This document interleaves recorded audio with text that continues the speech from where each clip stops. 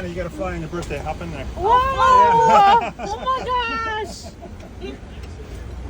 To Tokyo, this is crazy. Oh man. Alright, y'all. I'm hoping y'all now see why it has actually taken me so long to post the content from Japan. To be honest, I got so much, and every time I started to edit, like I just got overwhelmed or just started going back into my memories, but we're almost there.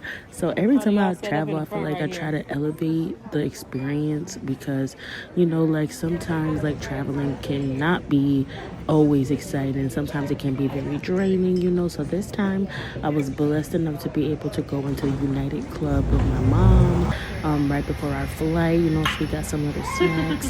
That's my godmom in the back. We met up with her. She flew in from New York and we met up in LA. And this is our pilot and co-pilot, Brian. I'm sorry, I can't remember the co-pilot's name, but just listen.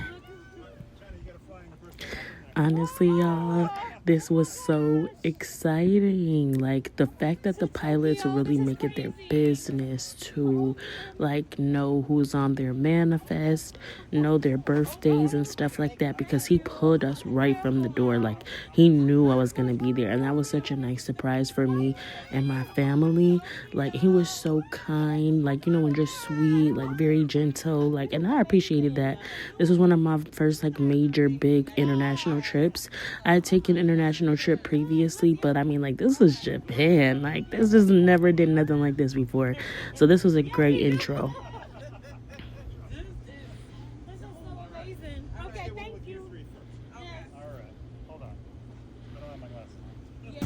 So like I was talking about before, like about like elevating the experience.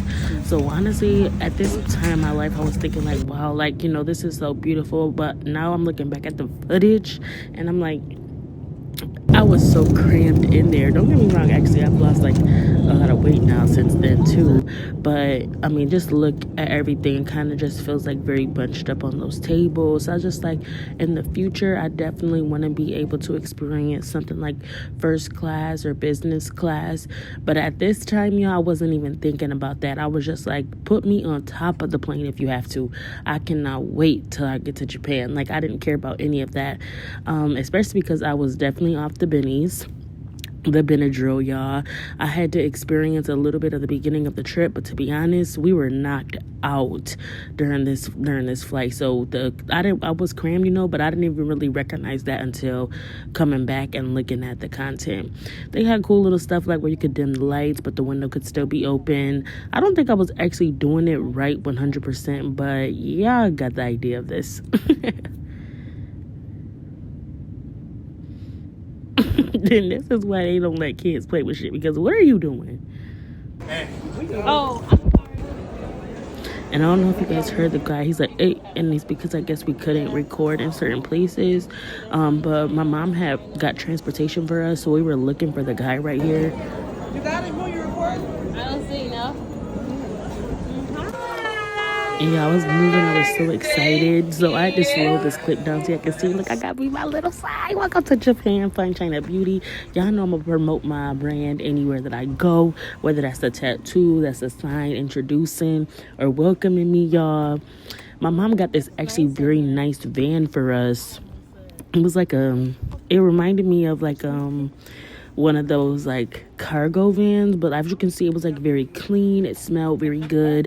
That was like the first introduction I got to Japan. You could just see how clean and how like well manicured everything is. They take a lot of pride in things like that.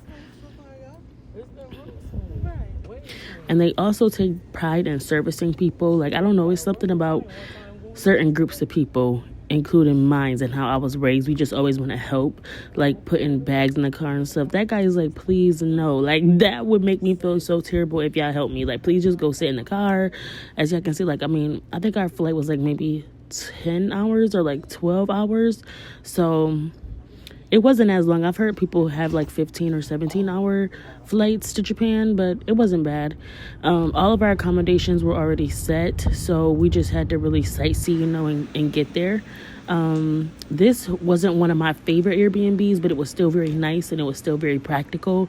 And it also wasn't that expensive. If you guys want my actual living and like staying accommodations, I can do a YouTube video on just that, because we actually stayed in 3 different cities.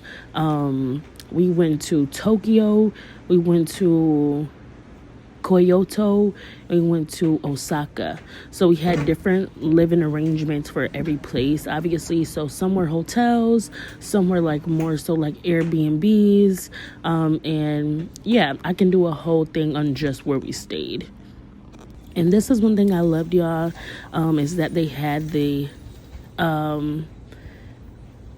bidets in everywhere you went.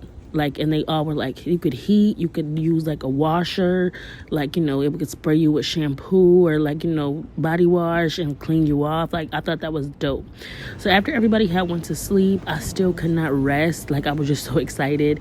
So I had ended up leaving, going out. And this was maybe around, I would say 3 in the morning. So I was a little bit delirious, kind of, because I think I was just so overtired and jet lagged. So in these clips, I'm not really speaking at all. I'm just kind of taking it all in. And just because I love like romanticizing even the smallest of things. Like, I love 24 hours, especially because after COVID, like, I missed the era before COVID when things were 24 hours. And there's so much stuff that's still 24 hours in Japan. So much sightseeing and stuff to do out of all the hours of the day. So this was in between 2 and 3 a.m. So I'm just looking at stuff, and one thing I noticed is not only how fresh certain things are, like even in the packagings, they're not really processed foods.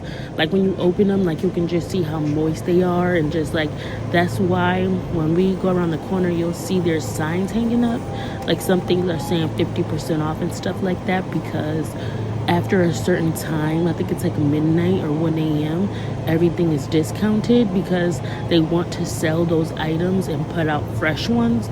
So nothing from the previous night is really staying on the shelves. They come and switch those things out. So after all that time I spent in 7-Eleven, I only got one thing, but I was just seeing it. Like I said, taking it all in. But by the time I got back to the Airbnb, my mom and my godmom were awake. So by this time, it's like 4 in the morning, 5 in the morning.